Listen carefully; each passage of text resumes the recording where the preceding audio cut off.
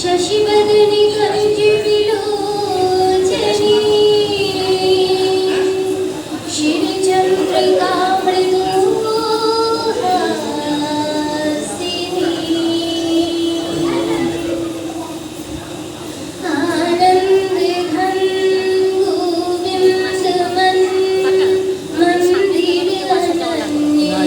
गोविन्दमन्दिरवासिनी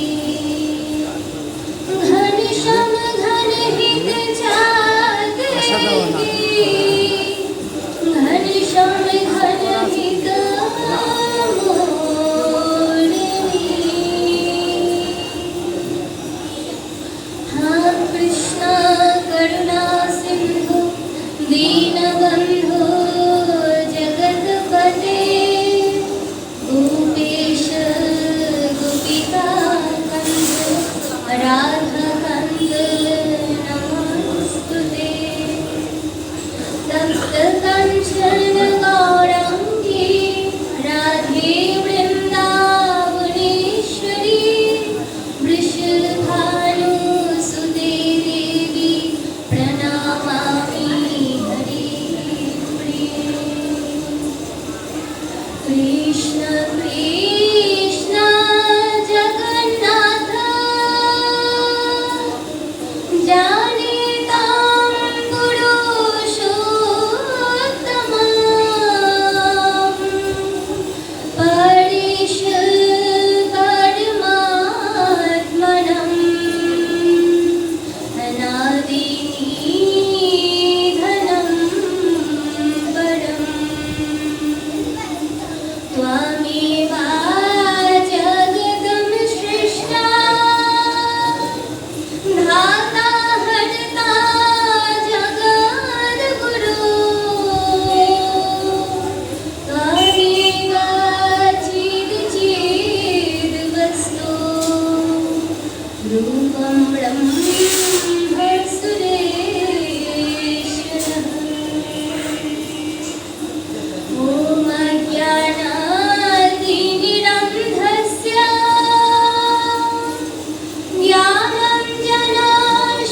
ज्ञानाञ्जनशलाकया चक्षुरुन्मीलितं येन तस्मै श्रीगुरवे नमः। नारायणं नमस्कृत्यं नरं चैव नरोत्तमं देवीं सरस्वतीं व्यासो ततो जयमुदीरये धर्मः प्रचितकैतवो हत्र परमो निर्मत्सराणं सतं नित्यं वास्तवमत्र वस्तु श्रीवदं तापत्रयन्मूलनं नष्टप्रायश्च भद्रेषु नित्यं भागवत सेवया भगवत्तत्त्वमश्लोके भक्तिर्भवति नैष्ठिकी व्यासं वसिष्ठनप्तारं शक्तेः पौत्रं कल्मषं पराशर्यात्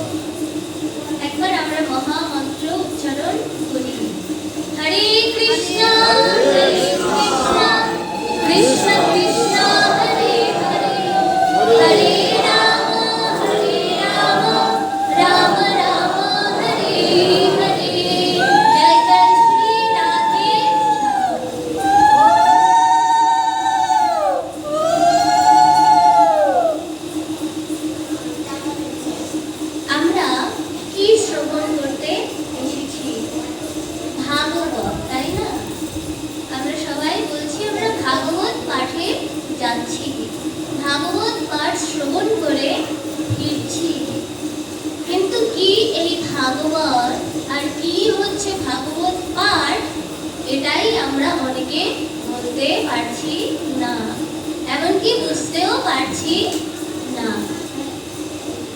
শ্রীমদ্ ভাগবতম এবং শ্রীমদ্ ভগবদ গীতা, এই দুইয়ের মধ্যে আমরা মাঝে মাঝে গুলিয়ে ফেলি। অনেক মানুষ আছে যারা ভাগবতম এবং ভগবদ গীতা এই দুটি যে আলাদা গ্রন্থ তাই জানে না। এক জায়গায় পাঠ করেছি, পাঠ শেষে যখন আসন থেকে নেমেছি ব্যাসপীঠ থেকে, তখন এক মাতাজি এসে প্রশ্ন করছে যে মাতাজি, আপনি তো পাঠ করলেন কিন্তু একটাও তো গীতার শ্লোক বললেন না। আমি বলছি আমি তো গীতা পাঠ করিনি মাতাজি, আমি তো ভাগবত পাঠ করেছি।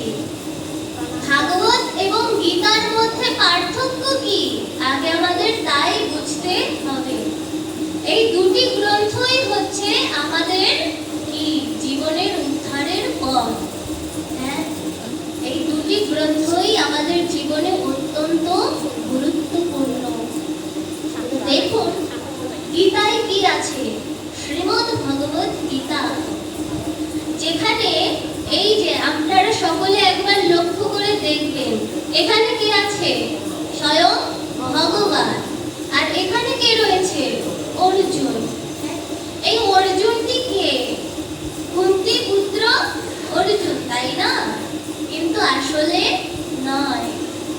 অর্জুন হলাম আমি, অর্জুন হলাম আপনি। আমরা সকলে হচ্ছে এক একজন অর্জুন। আমরা সকলে এই জীবন রথটা বয়ে চলেছি। এই রথটা চালনা করার জন্য কৃষ্ণের দরকার। যতক্ষণ পর্যন্ত এই জীবন রথটা চালনা করবেন না ভগবান, ততক্ষণ পর্যন্ত আমরা বিমার্গী হয়েই থাকব, আমরা সৎ মার্গে পৌঁছাতে পারবো না। তো শ্রীমদ্ ভগবদ গীতা হচ্ছে আপনার জীবনকে কেমন ভাবে পরিচালনা করতে হবে তার জ্ঞান। এবং ভাগবতম কি? ভাগবতম হচ্ছে আমাদের ভগবান।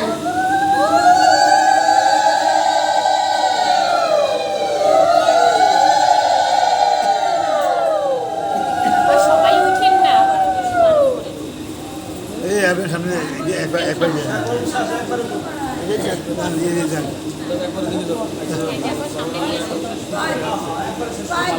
মালা দেবে দিয়ে দেন, মালা দেবে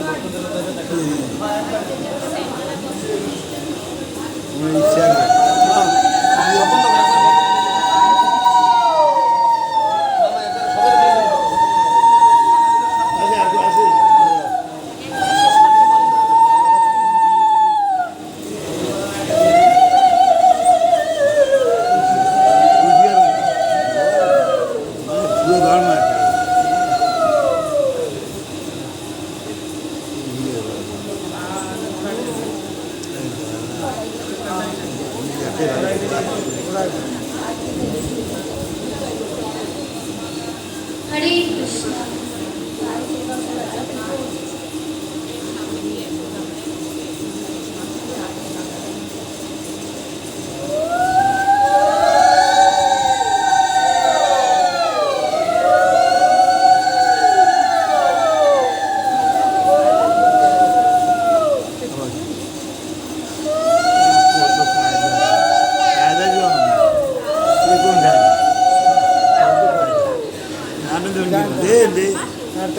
দিয়ে দেন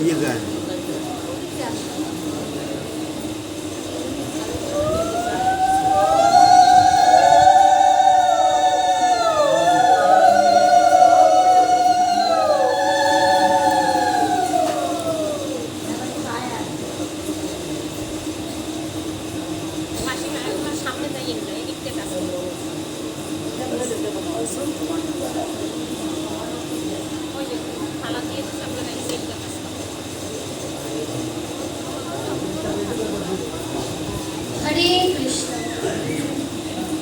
মনটাকে করতে হবে কৃষ্ণময়। জগতে যা কিছু হয়ে যাক না কেন, আমাদের কি করতে হবে? মনটাকে ভগবানে কেন্দ্রীভূত করতে হবে।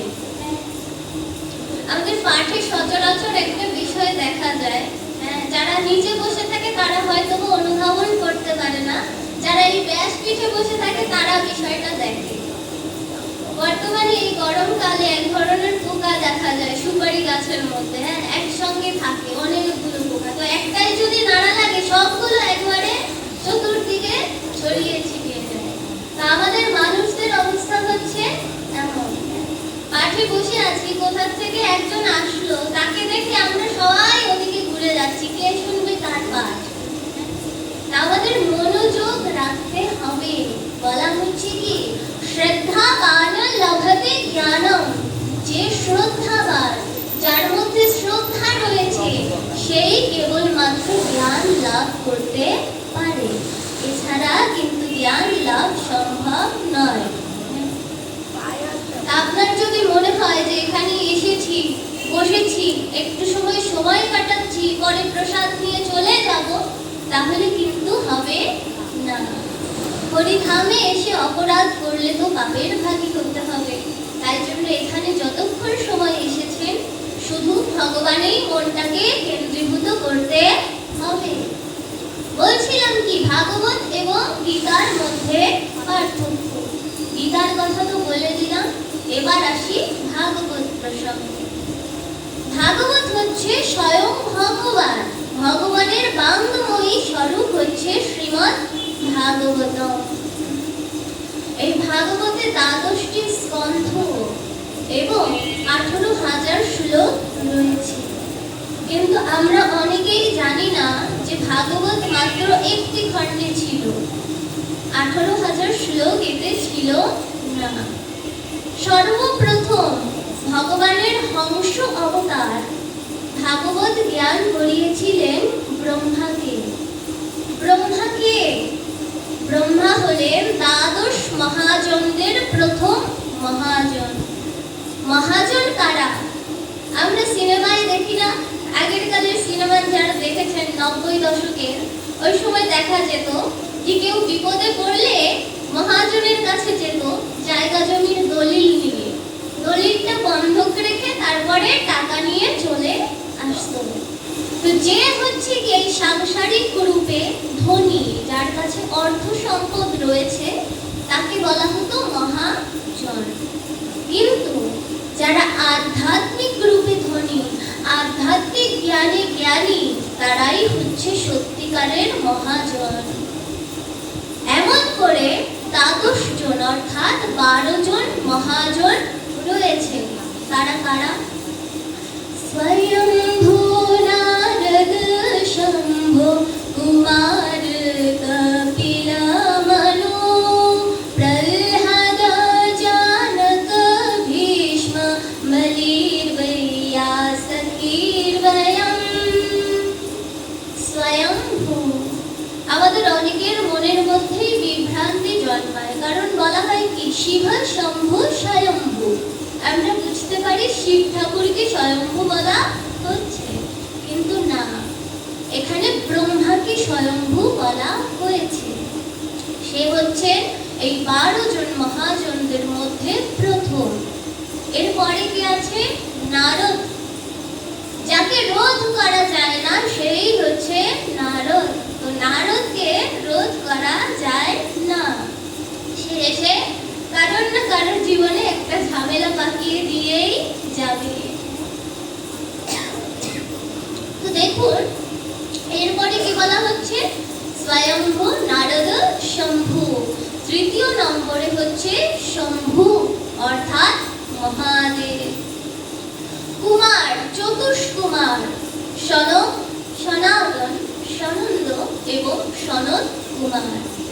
যে চতুষ্কুমার এই পৃথিবীতে সর্বপ্রথম ভাগবতের প্রচারণা করেছিলেন, যেটা আমরা পরবর্তীতে সময় পেলে জানব। স্বয়ম্ভু নারদ শম্ভু কুমার কপিল মনু, মনু মহারাজ। প্রহ্লাদ হচ্ছেন একজন মহাজন। এরপরে আছে রাজা জনক, তারপরে হচ্ছে কি ভীষ্ম পিতামহ। স্বয়ম্ভু নারদ শম্ভু কুমার কপিল মনু প্রহ্লাদ জনক ভীষ্ম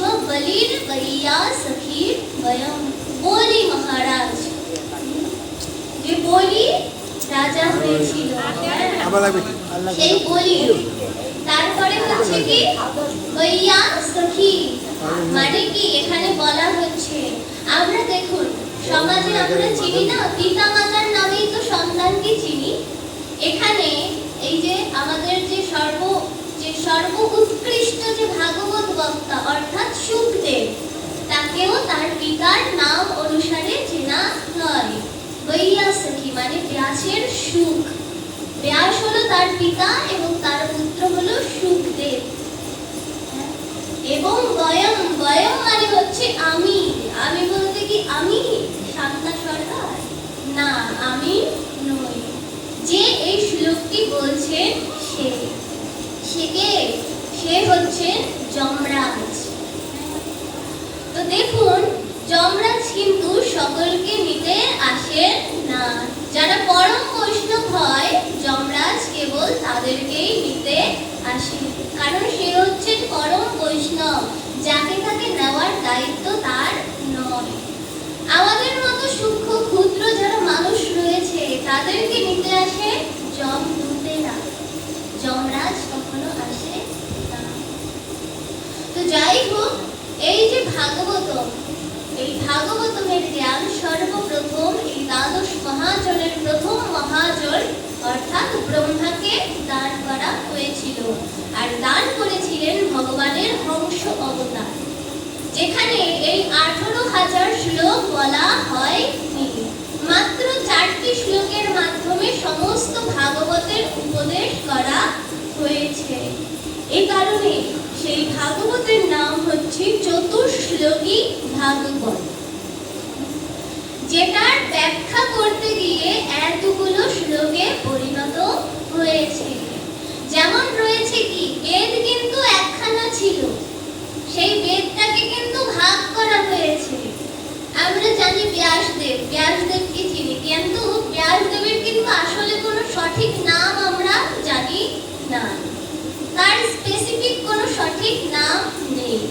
কারণ কি দেখুন, তার গায়ের রং ছিল শ্যামবর্ণ, তাই জন্য হচ্ছে কৃষ্ণ। দ্বীপের উপরে জন্মেছিল, তাই নাম হয়েছে দৈপায়ন। বেদকে ভাগ করেছিল, ভাগ করা মানে হচ্ছে ব্যাস করা। বেদকে 4 ভাগে ভাগ করেছিল, তাই তার নাম হয়েছে বেদব্যাস। আসলে কিন্তু অরিজিনাল কোনো নামই নেই। তো এই হলো শ্রীমদ্ ভাগবতম এবং গীতার মধ্যে পার্থক্য। গীতা আমাদের জীবনটাকে পরিচালনা করতে শেখায়। এই গীতা যদি আপনি একবার খুলে বসেন, গীতার মানে কি? এই যে গীতায় এক একটি যোগ রয়েছে, এই যোগগুলোর মানে কি? প্রত্যেকটা অধ্যায়ের নাম আলাদা, কিন্তু নামের শেষে যোগ। যোগ মানে কি?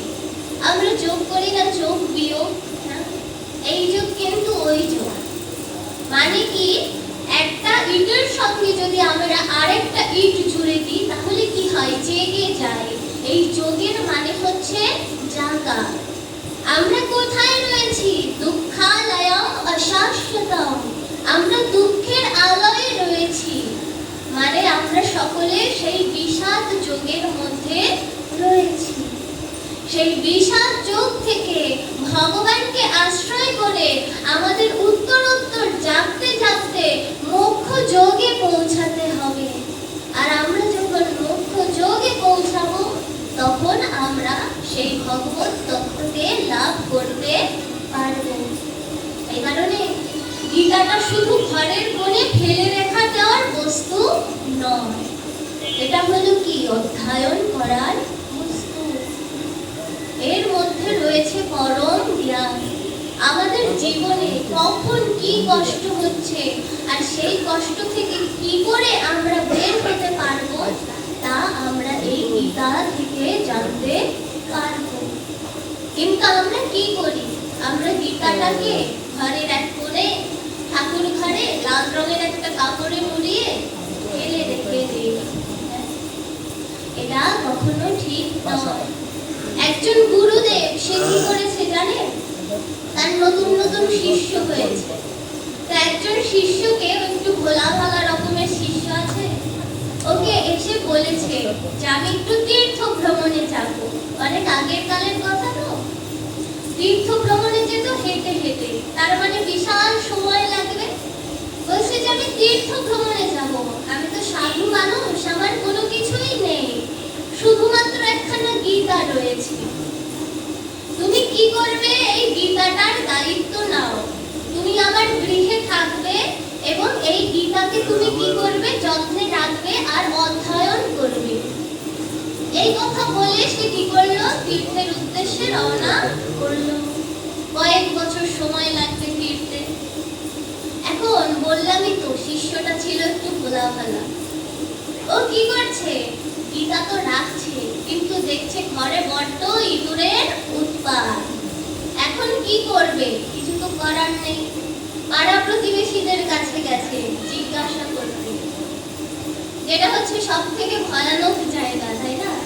আমরা বিপদে আপদে পড়লে একটু ক্ষতিগ্রস্ত হয়ে যাই আর যাই কোথায়? পাড়া প্রতিবেশীর কাছে, যারা সবসময় মনে মনে চায় ওর খারাপই হোক। আপনাকে দেখে আপনার দুঃখে বলবো, বাবা আমার তো বুকটা ফেটে যাচ্ছে তোমার কষ্টের কথা শুনে, আর মনে মনে বলবো আরো একটু দুঃখ পাক, তাহলে তো আমি আরো খুশি হই। এরা কারা? এরা হচ্ছে কৃপণ, দুর্যোগ। সে কথায় পরবর্তীতে আসবো। দেখুন ও গেছে কোথায়? পাড়া প্রতিবেশীদের কাছে। পাড়া প্রতিবেশীদের কাছে যাওয়ার পরে তারা বুদ্ধি দিয়েছে যে যেহেতু ইঁদুর এসেছে, তোমার ওদেরকে তাড়ানোর জন্য একটা বিড়ালের দরকার, তুমি একটা বিড়াল নিয়ে আসো। ও কি করেছে? সুন্দর গিয়ে একটা বিড়াল নিয়ে এসেছে। এখন কিছুদিন পরে বিড়ালটা রুগ্ন হয়ে গেছে। এখন কি করবে? আবার গেছে সেই পাড়া প্রতিবেশীর কাছে, গিয়ে বলছে কি এখন তো রুগ্ন হয়ে গেছে, এখন কি করব? বলছে আচ্ছা বিড়াল তো দুধ খায়, তুমি একটা গরু নিয়ে আসো, তাহলে ভালো হবে। বলছে আচ্ছা ঠিক আছে। তখন একটা গরু কিনে আনলো। তখন কি হলো? বিড়ালটা হৃষ্টপুষ্ট হচ্ছে দুধ খেয়ে খেয়ে, কিন্তু গরুটা রুগ্ন হয়ে যাচ্ছে। এখন আবার ফাইনাল পরামর্শ চাইতে গেছে। যেই না পরামর্শ চাইতে গেছে, বলছে কি এখন তুমি একটা বিয়ে করে নাও, তাহলে কি হবে? ওই গরুরও ভরণ পোষণ হবে, তোমার বিড়ালও থাকবে, সবকিছুই তোমার হয়ে যাবে। তখন কি করলো? বিয়ে করে নিল। কালে কালে বাচ্চা কাচ্চা হলো, তারাও বড় হলো, ঘর ভর্তি, একদম আঙিনা ভর্তি, রমরম করছে সব। কয়েক বছর পরে সেই গুরুদেব ফিরে এসেছে। এখন গুরুদেব ফিরে এসে আর নিজের বাড়িটাকেই চিনতে পারছে না, সব ভোল পাল্টে গেছে। দেখছে কি অবস্থা, বাড়ির আঙিনায় শিশুরা খেলা করছে, গোয়াল ভরা গরু, বিড়াল, বিড়ালের ছানাপোনা। তখন শিষ্যকে ডাকলো। শিষ্য এসে প্রণাম করলো। প্রণাম করার পরে শিষ্যকে জিজ্ঞাসা করা হচ্ছে, তুমি এগুলো কি করেছো? বলছে এগুলো হচ্ছে কি আপনি গীতার পালন করতে দিয়ে গেছিলেন, তার সেবা করতে দিয়ে গেছিলেন, তো তার সেবার নিমিত্তেই এই সব কিছু। বলছে আচ্ছা সে তো খুব ভালো কথা, সেবার নিমিত্তেই যখন এত কিছু। তো তুমি গীতা কি একবারও পাঠ করেছো? গীতার যে অষ্টাদশখানা অধ্যায়, তুমি কি তা অধ্যয়ন করেছো? বলছে হ্যাঁ অধ্যয়ন করেছি। বলছে আচ্ছা বলো তো গীতার প্রথম অধ্যায়টা কি?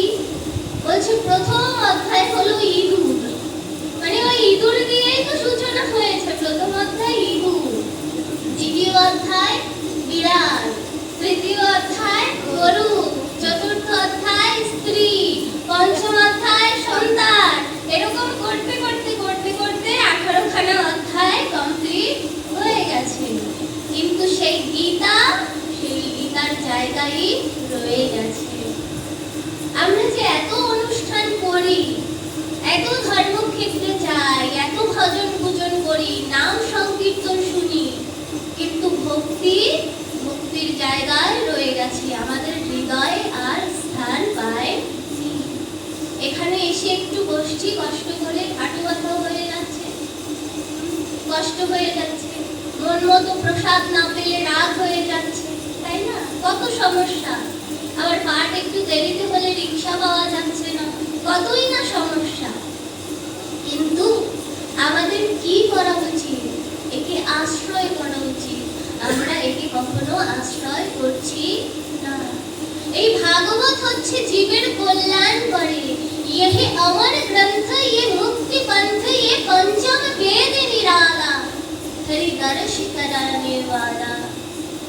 এটি হচ্ছে অমর গ্রন্থ, শ্রীমদ্ ভাগবত অমর গ্রন্থ। তাই জন্য ভাগবত পাঠকে বলা হয় অমর কথা।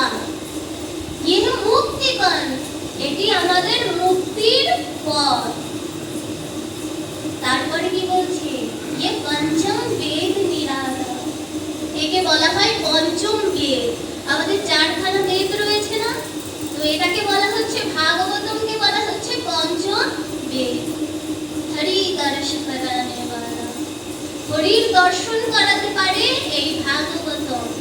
কিন্তু আমরা সারা জীবন পাঠ শুনে কজন সেই হরির দর্শন করতে পেরেছি? আমরা পারি। সেই কাহিনীতে আমরা কালকে যাবো যে কেন আমরা হরির দর্শন করতে পারিনি। তো এখন বলা হলো কি ভাগবত হচ্ছে মুক্তির পথ। তাহলে এই ভাগবত আস্বাদন করে কে কে মুক্ত হতে পারে? তো যারা পাঠ করে তারা মুক্ত হবে, নাকি যারা শ্রবণ করে তারা মুক্ত হবে, নাকি যারা মৃত যাদের উদ্দেশ্যে পাঠ দেওয়া হয় তারা মুক্ত হবে, নাকি জীব জন্তু পক্ষীকুল আদি যা কিছু আছে সবাই মুক্ত হবে? ভাগবত আস্বাদন করলে, ভগবত তত্ত্বকে যদি আরাধন করা হয়, ভাগবতকে ভগবান, তো সেই ভগবানকে যদি ভজন করা হয় তাহলে যে কেউ উদ্ধার হয়ে যাবে। ভাগবত প্রণাম মন্ত্রে কি বলা হয়েছে? বলা হয়েছে ত্বমাদিদেব করুণানিধানম তমালবর্ণম সুহিতাবতারম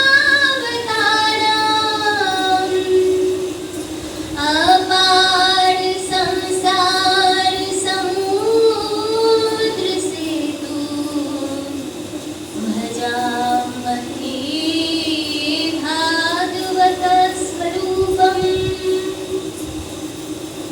এই হচ্ছে আদিদেব, এই আমাদের এই সংসার সমুদ্রের একমাত্র সেতু। এখানে রয়েছে না অষ্টম বাংলাদেশ চীন মৈত্রী সেতু, যেটাকে আমরা বেকুটিয়া ব্রিজ বলে জানি, শর্টকাট ফর্ম।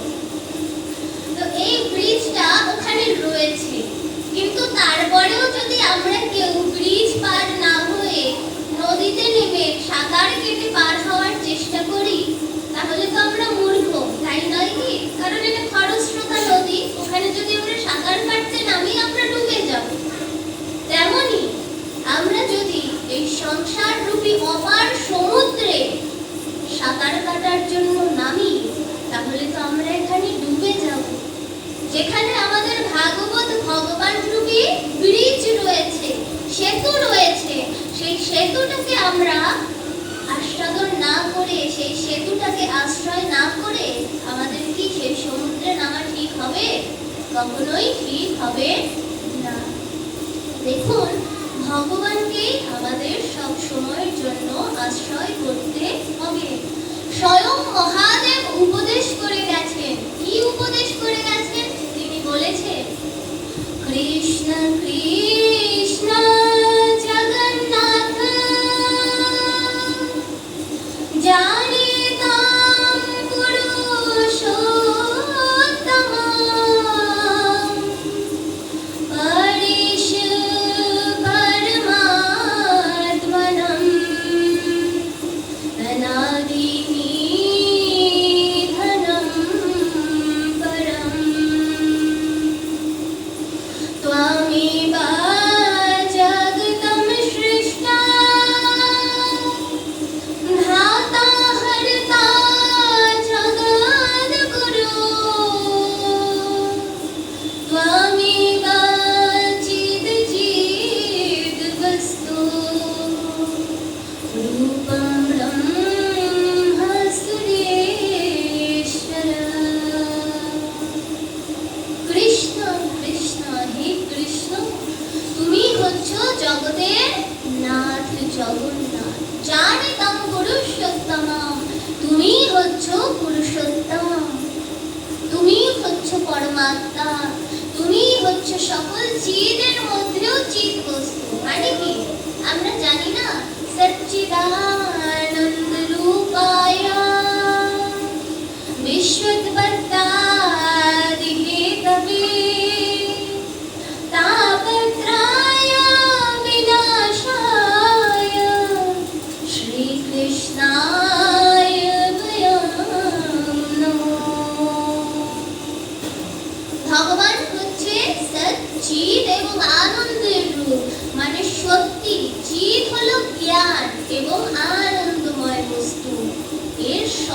হচ্ছেন আমাদের ভগবান। ভগবানই স্বয়ং জ্ঞান, ভগবানই স্বয়ং আনন্দ এবং ভগবানই স্বয়ং সত্য। এই বিষয়গুলো আমরা অনুধাবন করতে পারি না। এখানে তাই জন্য বলা হয়েছে ত্বমেব চিদ চিদবস্তু রূপম ব্রহ্ম সুরেশ্বরঃ। মহাদেব স্বয়ং এই কথা বলে যাচ্ছেন। সে মা পার্বতীকে পদ্ম পুরাণে উপদেশ করে গেছে। কি উপদেশ করেছে? আমরা অনেকেই এই উপদেশটা আংশিক জানি মহাপ্রভুর থেকে, তো একটু আলাদা। মহাপ্রভুর থেকে আমরা কি জানি? হরের নাম হরের নাম হরের নাম এব কেবলম কলৌ নাস্তিব্য নাস্তিব্য নাস্তিরেব গতিরন্যথা। কিন্তু মহাদেব স্বয়ং মা পার্বতীকে কি উপদেশ করছেন? তিনি মা পার্বতীকে বলছেন, হে পার্বতী, তুমি হরির নাম করো। কিভাবে? হরের নাম হরের নাম হরের নামেব কেবলম হরে রাম হরে কৃষ্ণ কৃষ্ণ কৃষ্ণৈতি মঙ্গলম। তুমি হরে রাম হরে কৃষ্ণ মন্ত্র জপ করো, কারণ কৃষ্ণ কৃষ্ণৈতি মঙ্গলম। এই কৃষ্ণ নাম, এই নারায়ণ নাম, এই হরি নামই হচ্ছে তোমার উদ্ধারের একমাত্র পথ। যেখানে দেব দেবতাগণ আরাধনা করছেন স্বয়ং ভগবানকে, কৃষ্ণস্তু ভগবান স্বয়ং, সেই হচ্ছে স্বয়ং ভগবান। আরো কি বলা হচ্ছে শাস্ত্রে? ভগবানের উদ্দেশ্যে বলা হচ্ছে ভগবানই হচ্ছেন সর্ব অবতারী কৃষ্ণ স্বয়ং ভগবান। সকল অবতারের অবতারী হচ্ছেন ভগবান। অবতার এবং অবতারী এই দুটো বস্তুর মধ্যে পার্থক্য রয়েছে। অবতার কে? অবতার হচ্ছে যে অবতরণ করে, ভগবানের সেই পূর্ণ শক্তি থেকে কিছু শক্তি নিয়ে যে পৃথিবীতে অবতরণ করেন, সে হচ্ছেন অবতার। আর অবতারীকে, যার শক্তি নিয়ে এই অবতারগণ পৃথিবীতে অবতরণ করেন, তার মানে সেই অবতারীকে সর্ব অবতারী কৃষ্ণ।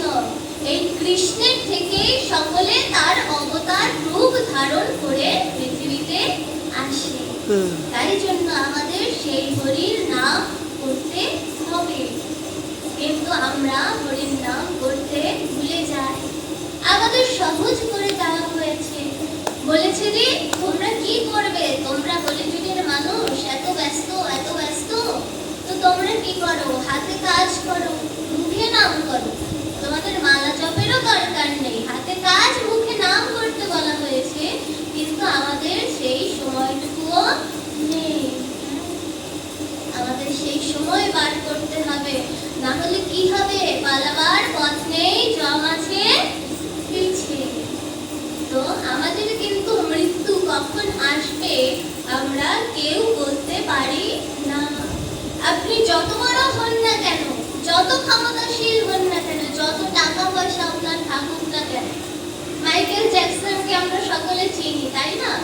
একদম পার্মানেন্ট ডাক্তার নিয়ে সবসময় ঘুরতো, ডাক্তার নিয়ে ঘুমাতো। বাঁচতে পেরেছিল 150 বছর? কোনো ডাক্তার বাঁচাতে পেরেছিল? আরে কারণ কি?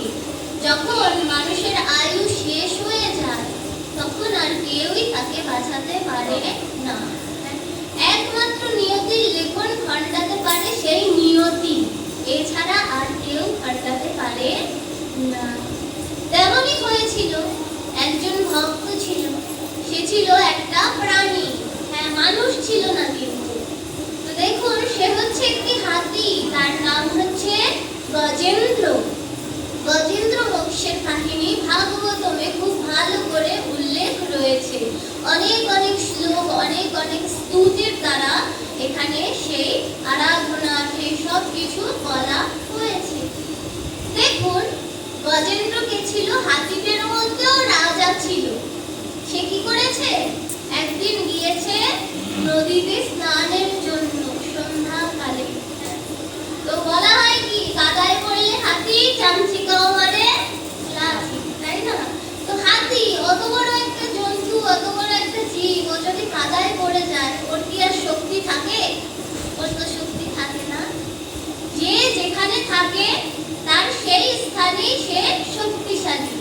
হ্যাঁ, নিজের এলাকায় কুকুরও সে, মানে আমার একটা এলাকা, এখানে যদি একটা কুকুর থাকে ওই কুকুরটাও নিজেকে শের মনে করে, অন্য কেউ আসলে ও ঘেউ ঘেউ করবে, মানে কি ওটা নিজের জায়গা। তো এখানে হাতি কি করেছে? নদীতে পড়ে গেছে। এখন কি হবে? এখন তাকে কুমিরে আক্রমণ করে ফেলেছে। এই যে কুমির তার পা কামড়ে ধরেছে, সে কি করলো? সঙ্গে সঙ্গে তার স্ত্রীকে ডাকলো। তার স্ত্রী পাড়েই দাঁড়িয়ে ছিল, তার স্ত্রী তাকে বাঁচাতে এলো না। বলছে কি, আমার দুটো সন্তান রয়েছে, হ্যাঁ, আমি যদি ওদের ফেলে তোমাকে বাঁচাতে যাই আর কুমির যদি তোমার পা ছেড়ে আমার পা কামড়ে ধরে, আমি তো আর বাঁচতে পারবো না, তখন আমার সন্তানদের কি হবে? দেখুন, একবার ভেবে দেখবেন, আমরা যাদের জন্য জীবনে সবকিছু করছি তারাই কিন্তু আসলে সবার আগে আমাদের হাতটা ছেড়ে দেবে। আপনি যখন মরে যাবেন, আপনার ওই চিতার কাছে বড় বড় তালপাতার হাওয়া দেওয়া হবে যেন তাড়াতাড়ি আগুনটা জ্বলে, তাহলে বেশি করে ধূপ দেওয়া হবে, বেশি করে পেট্রোল ঢেলে দেওয়া হবে। আপনি মরলে যতটুকু সময় আপনি পুড়তে লাগবে, জ্বলতে লাগবে, অতটুক সময়ও তারা দিতে রাজি নয়, যে আপনি সারাটা জীবন তাদের জন্য নিজের সব কিছু ব্যয় করে দিবেন। এই কারণে কি বলা হচ্ছে? শীতাতাপ বাতাবরী শোনো, এই দিন যামিনী জাগিরে, বিফল সে বিনুক্তি বড় দুরজন, বিফল সে বিনুক্তি বড় দুরজন, চপল সুফল লাগিরে। তো আমরা এখন একটু ভগবান নাম করব, কারণ কি আমাদের জানতে হবে যে আসলে আমাদের উদ্দেশ্য কি, আমরা আসলে জীবনে কিসের পিছনে ছুটছি, কেন ছুটছি। তো যাদের হাত রয়েছে, যাদেরকে ভগবান দুটো হাত দিয়েছে, তারা কৃপাপূর্বক হাতে তালি বাজিয়ে বাজিয়ে আমার সঙ্গে, হয়তো বা অনেকে গানের কথাগুলো জানেন না, কিন্তু তালি বাজিয়ে ভগবত সেবা করবে। ভজহুরে মন শ্রীনন্দনন্দন,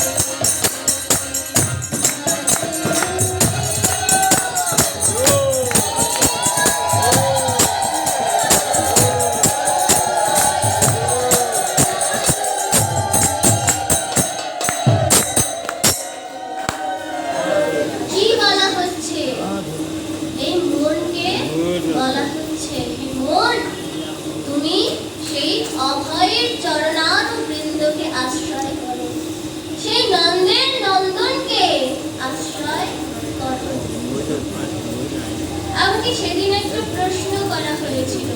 হ্যাঁ, তো প্রশ্নটা যেহেতু খুবই সুন্দর প্রশ্ন, এই কারণে আপনাদের সঙ্গে শেয়ার করছি। হ্যাঁ, ভালো তথ্য শেয়ার করতে হয়। কদমতলায় পাঠে গেছিলাম, সেখান থেকে আমার কাছে একটা প্রশ্ন এসেছিল। প্রশ্নটা হচ্ছে এমন যে, দিদি ভাই, যদি আত্মাকে ছোঁয়া যায় না, যদি আত্মাকে দাহ করা যায় না, যদি আত্মাকে কাটা যায় না, তাহলে গুরুগণ দীক্ষা এবং শিক্ষা কাকে দিচ্ছে?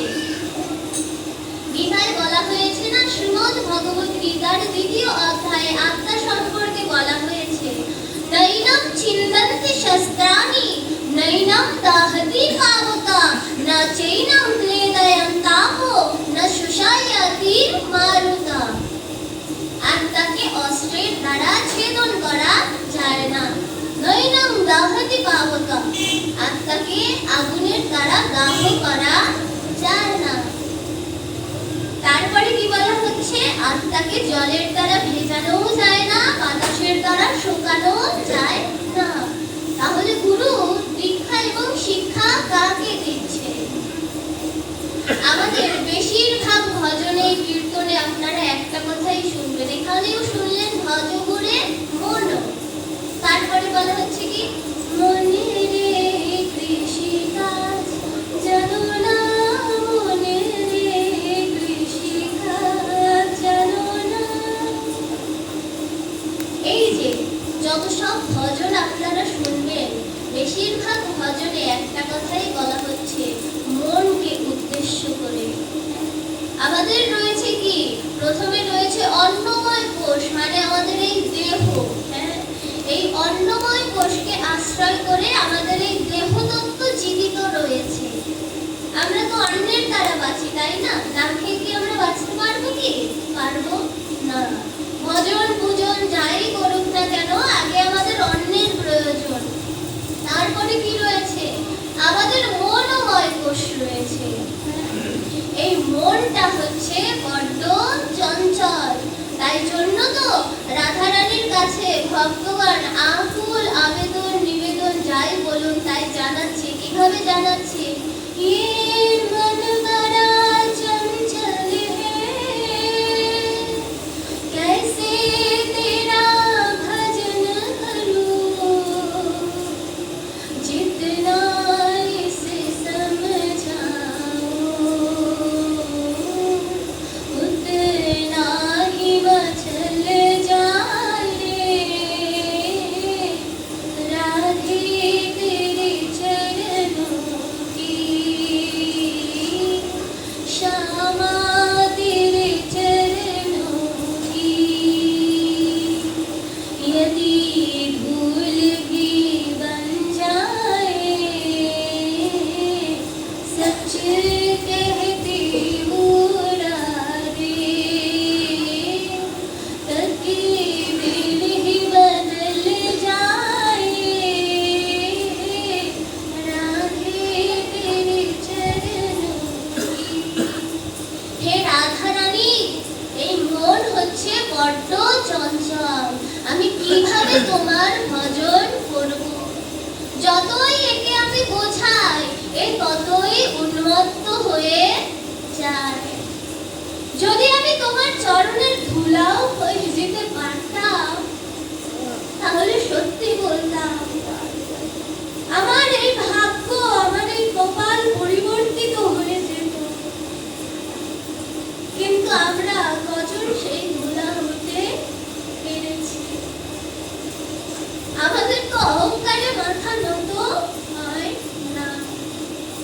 বলা হচ্ছে যত্র জীব তত্র শিব, কিন্তু আমরা যেখানে জীব দেখি তাকে শিব জ্ঞান করি না। কারণ কি? আমাদের অহংকার। আমাদের অহংকার আমাদেরকে নত হতে দেয় না। কিন্তু কেন দেবে না? কারণ আমরা এই দেহ তত্ত্বকে জানি না, আমরা এই আত্মতত্ত্বকে জানি না। বলা হচ্ছে কি, চূড়াতে চূড়ামণি ব্রহ্মরন্ধ্রে স্থিতি, পাঠ মধ্যে মহাবিষ্ণু করেন বসতি। আর এইখানেতে বিষ্ণু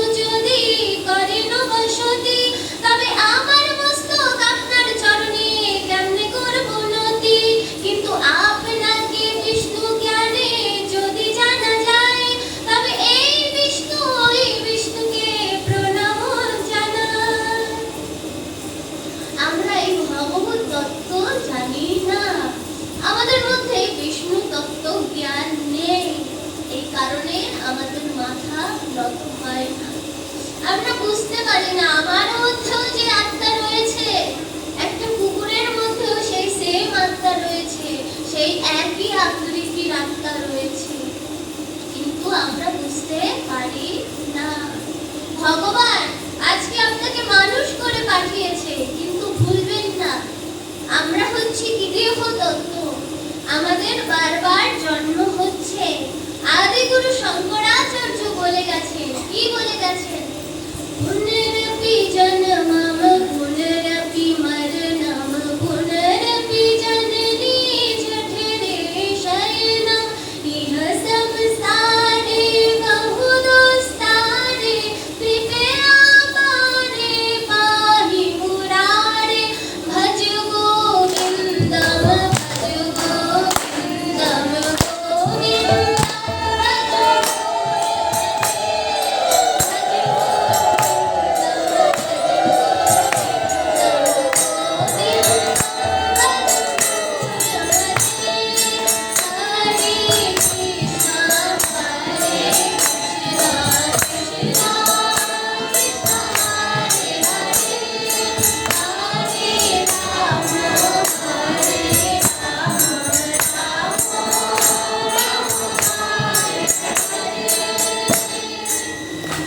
এটা গান নয়, এটা হচ্ছে একটি শ্লোক। কালকে যদি আমরা সময় পাই তাহলে এই শ্লোকটা সম্পর্কে বিশদে আলোচনা করব, না হলে আজকে এই পর্যন্তই।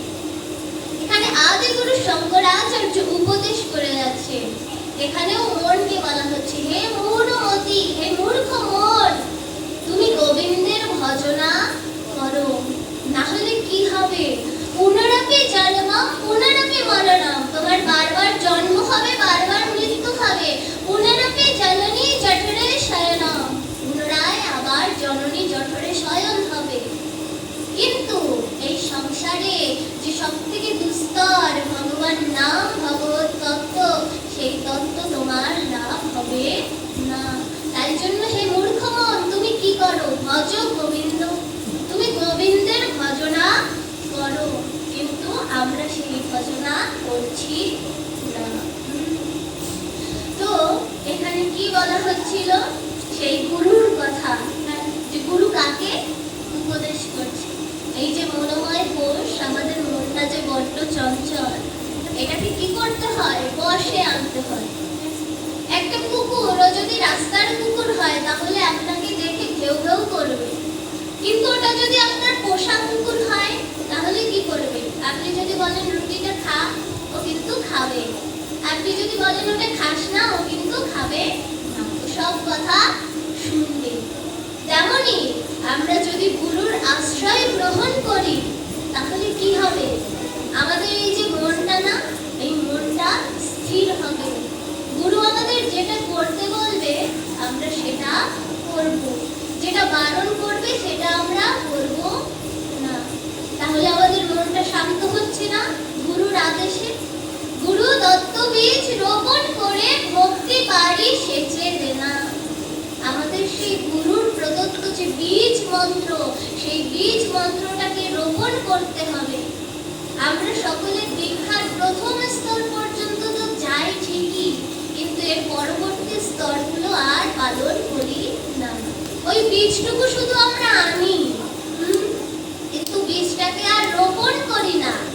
গুরু একটা বীজ দিল, বীজটা আপনি রেখে দিলেন, ওটা শুকিয়ে গেল, ওর মধ্যে যে বৃক্ষ হওয়ার যে গুণাবলীটা, সেই গুণাবলীটা শুকিয়ে গেল, তাহলে কি আর কোনো ফল ধরবে?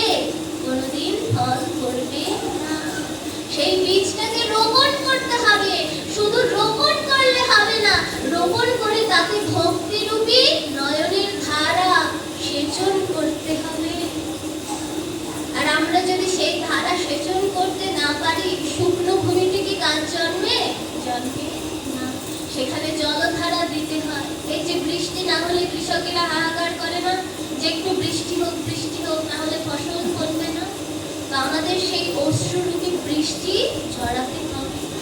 আর সেই বৃষ্টি কোথা থেকে আসবে? বলা হচ্ছে কি ভক্তি বাড়ি। আমাদের ভক্তিরূপী বৃষ্টিটাকে সেচন করতে হবে। সেই ভক্তি আমরা কোথায় পাবো?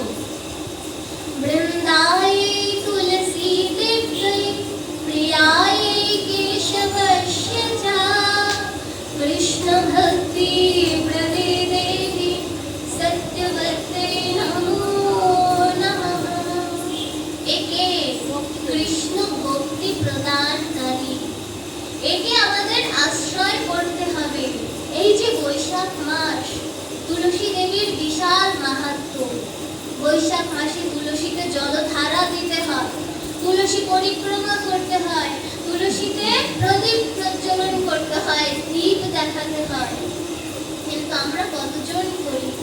এই যে তুলসী পরিক্রমা করা হয়, কেন করা হয়? আমরা শুধু ঘুরি, হ্যাঁ, মনে হয় যে ওই ঘুরলেই হয়ে গেল, কিন্তু কেন ঘুরছি সেটা তো আমাদের বুঝতে হবে। আমরা এখান থেকে রিকশায় উঠলাম, কেন উঠলাম? শুধু বসে থাকার জন্য নাকি কোথাও যাওয়ার জন্য? কোথাও গেলে কোথায় যাওয়ার জন্য সেগুলো তো আমাদের জানতে হবে। যখন বৃন্দা পরিক্রমা করা হয় তখন বলা হয় কি, ইয়ানি কানি চাপা পানি ব্রহ্মা হতদি তানি চা তানি তানি প্রাণশন্তি প্রদক্ষিণ পদে পদে। এটা আমরা সকলে শুনেছি, কিন্তু কতজনে বুঝেছি? ইয়ানি কানি মানে এখানে ওখানে যেখানে সেখানে আমাদের যা পাপানি, যত ধরনের পাপ হচ্ছে, ব্রহ্ম হত্যাদি চালিচা, ইভেন যদি আমাদের ব্রহ্ম হত্যা সমতুল্য পাপ হয়ে যায় তাহলে কি হবে? তানি তানি প্রণশ্যন্তি, সেই সকল পাপ নির্মূল হয়ে যাচ্ছে। কিসের মাধ্যমে? প্রদক্ষিণ পদে পদে, তোমাকে এক এক পা প্রদক্ষিণ করছি আর আমার ব্রহ্ম হত্যা সমতুল্য পাপ নষ্ট হয়ে যাচ্ছে। আর সেই পাপ যদি আমাদের নষ্ট হয়ে যেতে পারে তাহলে আমাদের কি হবে? আমাদের মনের মধ্যে ভক্তি আস্তে আস্তে জায়গা পাবে। কারণ তো আমরা পাপের মাধ্যমে পুরো ভরে আছি। পাপের, তারপরে মায়ার যে জঞ্জাল রয়েছে, সেই জঞ্জালে আমাদের মনটা ভরে রয়েছে। আমাদের সকলের বাড়িতে কি হয়? মাকড়সা হয়, মাকড়সা সকলে দেখেছে, মাকড়সার জাল হয়। তো এই সংসারটাও ওই মাকড়সার জাল। দেখেছেন এক একটা পতঙ্গ, এক একটা মশা মাছি উড়ে এসে যেই জালে বাজে আটকে যায়, আর বেরোতে পারে না। তেমনই আমরা এই পুনরপি জন্ম এবং মৃত্যু, এই সব কিছুর মধ্যে আমরা সেই মাকড়সারূপী মায়া জালের মধ্যে আবদ্ধ হয়ে গেছি। এখান থেকে আর বের হতে পারছি না। কিন্তু এখান থেকে বের হওয়ার একটা উপায় আছে। কি সেই উপায়? মাকড়সার জাল যেন গায়ে না বাঁধে, এ কারণে আমাদেরকেও মাকড়সা হতে হবে। মাকড়সার জাল মানুষের গায়ে বেঁধে গেলেও আটকে যায়, তাই না? আমাদের গায়ে মুখে মাঝে মাঝে বেঁধে যায়, আটকে যায়। কিন্তু মাকড়সার জালে একমাত্র মাকড়সা আটকায় না, আমাদের সেই মাকড়সা হতে হবে। বলা হচ্ছে কি, এই সংসার, এই সংসারটা ওই মাকড়সার জাল। তুমি এখানে এসেছো, কিন্তু তুমি এখানে বদ্ধ হইও না।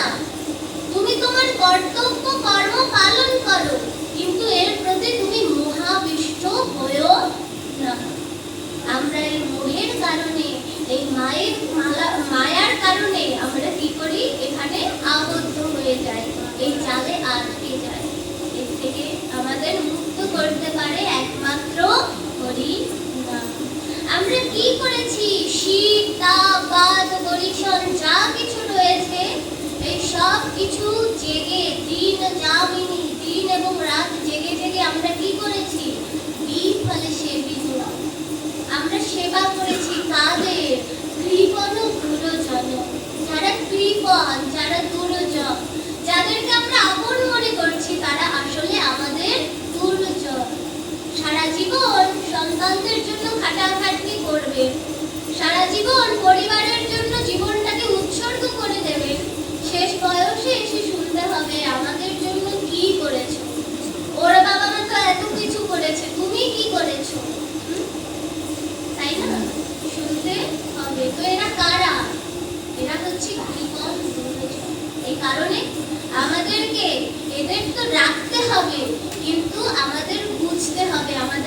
আসল গন্তব্য কোথায়। হ্যাঁ? একজন বন্ধুকে তার বন্ধু যদি কিছু সোনার মোহর দিয়ে কোথাও যায়, যে আমি তোমাকে এই মোহরগুলো দিলাম, তুমি একটু রেখে দাও, হ্যাঁ, আমি যখন ফিরে আসবো তখন আমি তোমার কাছ থেকে নিয়ে নেব। কিন্তু আমরা কি করি, আমরা যদি ভেবে বসি ওই মোহরটা আমার কাছে রেখেছে মানে ওটা আমার, তাহলে তো হবে না, যার জিনিস তাকে দিয়ে দিতে হবে। তেমনি আমরা এই সংসারে এসেছি, এই দেহ, এই প্রাণ যা কিছু রয়েছে সব কিছু হচ্ছে ভগবানের। একে যদি আমিত্ব এসে যায়, একে যদি আমি আমার মনে করি, তাহলে হবে না।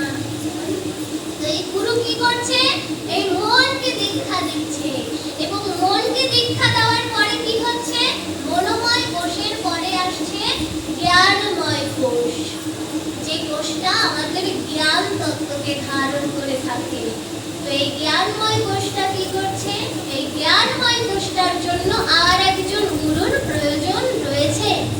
সেই গুরুকে, সে হলো শিক্ষা গুরু, যে আমাদের জ্ঞান দান করে, শিক্ষা প্রদান করে, আমাদের এই জ্ঞান রূপী কোষটাকে উন্মোচন করে। আর যখন আমরা এই জ্ঞান রূপী কোষটাকে আমাদের সামনে উন্মুক্ত পাই, তখন আমরা ধীরে ধীরে আমাদের আত্মময় কোষ মানে সেই আনন্দময় কোষের দেখা পাই। যখন আমরা আনন্দময় কোষের দেখা পাই, তখন আর এই পৃথিবীতে আমাদের কোনো রকমের কোনো দুঃখ, কষ্ট, জড়া ব্যাধি আমাদেরকে বেঁধে রাখতে পারে না। তখন শুধু আনন্দই আনন্দ। ভজরে আনন্দের গৌরাঙ্গ। তো সেই গৌরাঙ্গীর আমাদের সাধনা করতে হবে, ভজনা করতে হবে, যাতে করে আমরা আনন্দ লাভ করতে পারি। এ ধন যৌবন পুত্র পরিজন, যা কিছু আছে না, এতে কি আছে পরিতৃপ্তি? এতে কোনো রকমের তৃপ্তি নেই, কারণ দুঃখালয়ম অশাশ্বত, এখানে শুধু দুঃখই রয়েছে। সবাইকে দেখবেন যখন একান্তে বসে থাকে, কারোর মুখটা এরকম থাকে না, সবার মুখটা এরকম থাকে, মানে সবার মনের মধ্যে কষ্টই রয়েছে। একান্তে কেউ হাসতে পারে না। যে একান্তে হাসতে পারে, সেই একমাত্র সেই আনন্দময় কোষের সন্ধান লাভ করতে পেরেছে।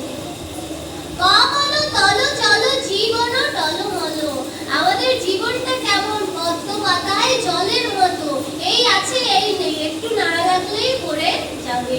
কিন্তু আমরা এতে কত অহংকার করছি। আমি বলছি আমি এই, আমি সেই, পথ বলে আমি প্রভু, রথ বলে আমি, তারপরে মূর্তি বলছে আমি প্রভু, আর হাসে অন্তর্যামী। যে রাস্তা দিয়ে রথ চলছে, ও নিজেকে খুব একটা ভিআইপি মনে করছে, বলছে আমিই হচ্ছি প্রভু, না হলে রথ চলতো কোথা দিয়ে? রথ বলছে আমি প্রভু, তাহলে তোমার রাস্তার কি দাম? আমায় চড়েই তো জগন্নাথ আসছে। হ্যাঁ, আর সেই বিগ্রহ, সে বলছে কি, মূর্তি বলছে আমি প্রভু, আমি যদি এখানে ছোট জগন্নাথ বসে না থাকতাম, তোমার রথেরও কোনো দাম ছিল না, পথেরও কোনো দাম ছিল না। কিন্তু এই সব শুনে হাসছে কে? অন্তর্যামী, যে হচ্ছে এই সব কিছুর মূল বস্তু। দেখো সবাই অহংকার করছে, কিন্তু আমাকে কেউ বুঝতে পারছে না। সবাই নিজের অহমিকা নিয়ে বসে আছে, সবাই নিজের স্বার্থের জন্য ভগবানকে ডাকছে। এই কারণেই তো নৌকা বিলাসে বলা হয়েছে, যখন গোপিনীগণ বলেছিল তোমাকে 8 আনা দেব, তখন ভগবান কি বলেছিল? আট আনা কেউ টানে না প্রাণের টানে, আট আনা, আমাকে যে কেউ প্রাণের টানে টানে না। সবাই টানে কখন? স্বার্থের টানে। আমাদের যখন কিছুর প্রয়োজন হয়, তখনই আমরা ভগবানের কাছে যাই, না হলে কিন্তু আমরা ভগবানের খোঁজ নিতে যাই না। এখানে কি হয়েছে? এখানে সেই গজেন্দ্র বিপদে পড়েছে, স্ত্রীর কাছে সাহায্য চেয়েছে, স্বামীর, তারপরে কার কাছে? সন্তানের কাছে সাহায্য চেয়েছে। সন্তানরা বলছে আমরা হচ্ছি আমাদের মায়ের প্রাণ, আমরা যদি মরে যাই তাহলে সন্তানেরাও কেউ এগোলো না। তখন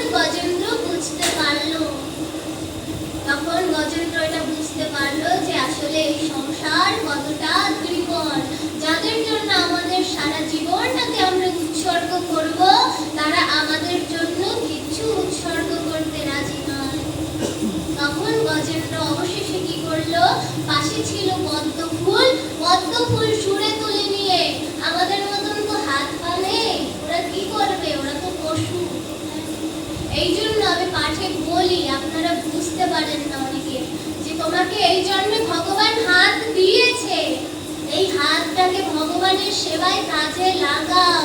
যখন ভজন হয় তখন হাতে তালি দাও, যখন তুমি সেবা করার সুযোগ পাও সেবা করো, যখন পুষ্পচয়নের সুযোগ পাও পুষ্পচয়ন করো, একটু মালা গাঁথো।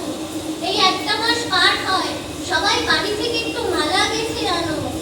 এটাই শুরুতে ভাগবতকেই নিবেদন করা হয়, যে ভাববে কষ্ট করে পাঠকের জন্য মালা গাঁথবো, ওখানে যারা বসে থাকবে তাদের জন্য মালা গাঁথবো না, সবার আগে এটা ভগবানকে নিবেদন করা হয়। তুমি ভগবানের উদ্দেশ্য করে মালা গাঁথো, এই হাতটাকে কাজে লাগাও। তোমাকে ভগবান চোখ দিয়েছে, তুমি ভগবানকে দর্শন করো, তুমি এই হরিনাম সংকীর্তনে আসো। এই যে ভাগবত রূপী ভগবান রয়েছে, শ্রী গীতা রয়েছে, বৃন্দাজি রয়েছে, এদের দর্শন করো, সাধু সন্তদের দর্শন করো। তোমাকে মুখ দিয়েছে, তুমি এখানে এসে যখন পাঠকেরা বলছে একটু হরিনাম করো, তুমি রোবটের মতো বসে আছো। বর্তমান জগতে কিন্তু রোবটের কোনো অভাব নেই। বিজ্ঞানীরা বারে বারে রোবট আবিষ্কার করে আছে, কুকুর রোবট বানাচ্ছে, এই মহিলা রোবট বানাচ্ছে, পুরুষ রোবট বানাচ্ছে, অনেক রোবট আছে। আপনাদের আর রোবট হতে হবে না, আপনাদের মানুষ বানিয়েছে, একটু মানুষের মতো আচরণ করুন, এই মুখটা দিয়ে হরিনাম সংকীর্তন করুন। তোমাকে পা দিয়েছে, তুমি এই পা দিয়ে কি করছো, ভগবত ধামে যাচ্ছ না, হেঁটে হেঁটে রেস্টুরেন্টে চলে যাচ্ছ, সেখানে যেতে পারছো, অথচ একটু প্রসাদ পেতে আসতে পারছো না, এই ভাগবত ধামে এসে বুঝতে পারছো না। তাহলে কি পরবর্তী জন্মে তোমাকে আর মানুষ করার কোনো প্রয়োজন আছে? কোনো প্রয়োজন নেই। তা আমরা জানি কি, মনে করুন এখানে একটা, এই যে আমি এই উদাহরণটাই নিলাম, সাউন্ড সিস্টেম। হ্যাঁ, এই সাউন্ড সিস্টেমটা এবছর দেওয়া হয়েছে, তো এদের সাউন্ডটা যদি ভালো না হয়, এরা যদি ভালো কাজ করতে না পারে, পরবর্তী অনুষ্ঠানে কি এদের থেকে সাউন্ড আনা হবে? হবে না। তেমনই তোমাকে মানব জন্ম দিয়েছে, তুমি এই জন্মটাকে যদি সঠিকভাবে পালন না করো, তাহলে ওই কুকুর, বিড়াল, গরু, ছাগল, অনেক ধরনের জন্ম, লক্ষ লক্ষ জন্ম, নাম না জানা পশু পাখির জন্ম রয়েছে, তোমাকে সেই জন্মে দিতে ভগবানের সময় লাগবে না। মনে রাখবে, চিরকাল কাহারও সমানও নাহি যায়, আজিকে যে রাজ আধিরাজ, কাল সে ভিক্ষা চায়। আজকে আমি রাজা হয়ে যদি অহংকার করছি, যদি ধরাকে সরাজ্ঞান করছি, কালকে আবার সেই রাজ্যে এসে সেই প্রজাদের থেকে ভিক্ষা চাইতেও সময় লাগবে। তাই জন্য কি করতে হবে? সেই ভগবানকে আমাদের আশ্রয় করতে হবে। এখানে কি হচ্ছে, গজেন্দ্র আর অবশেষে কোনো দিক দিশা না পেয়ে ভগবানের নাম করছে। কি নাম করছে? আমরাও একটু নাম করবো গজেন্দ্রর সঙ্গে। হ্যাঁ, তো আমি এতক্ষণ যা ব্যাখ্যা দিলাম, এরপরে আমি আর কাউকে গাওয়ার জন্য অনুরোধ করব না, হাতে তালি দেওয়ার জন্য অনুরোধ করব না। যারা করবে ওরা এমনিতেই করবে, যে শুধরাবে সে নয়েই শুধরাবে, যে শুধরাবে না ওকে পেটালেও শুধরাবে না।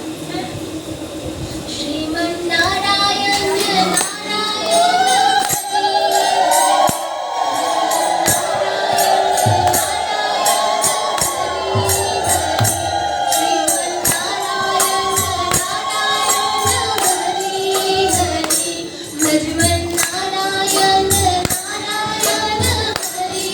Hare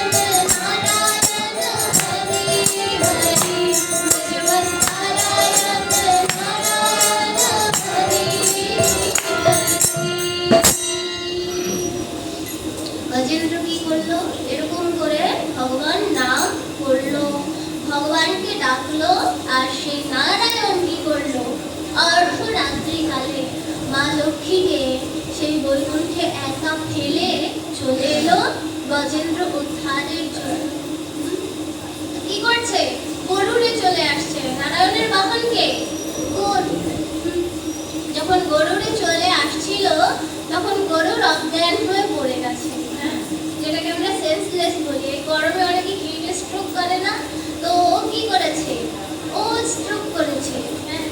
ও হচ্ছে ওই দ্রুত গতিতে আর যেতে পারছে না, ওর গতি হচ্ছে এত কিলোমিটার/আওয়ার। তো ওর উপরেও যেতে বলছে ভগবান, বলছে আমার ভক্ত বিপদে পড়েছে, আরো জলদি চলো। গরুর আর চলে যেতে পারছে না, বেচারা অজ্ঞান হয়ে পড়ে গেছে। এ কারণে ভগবান তখন কি বলল, এখন থেকে আমার আর গরুরের প্রয়োজন নেই, আমি আমার ভক্তের কাছে প্রকট হব। কিভাবে? তার প্রেম অশ্রুর দ্বারা। তৎক্ষণাৎ আমি তার সামনে প্রকট হব। কেউ যদি তার প্রেম অশ্রু ঝরিয়ে ভগবানকে একবার ডাকতে পারে, একদম ভক্তি করে, তাহলে ভগবান সেখানে এসে উপস্থিত হয়, তার কোনো গরুরের প্রয়োজন হয় না। কিন্তু সেই প্রেম অশ্রুটা আমাদের কতজনার কাছে আছে? বলা হচ্ছে কি, একবার কৃষ্ণ নামে যেই পাপ করে, জীবের কি সাধ্য আছে সেই পাপ করে?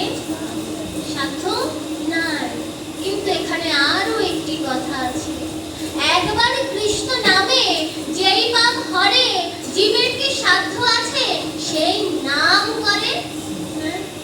আমাদের কি তেমন নাম করার সামর্থ্য আছে?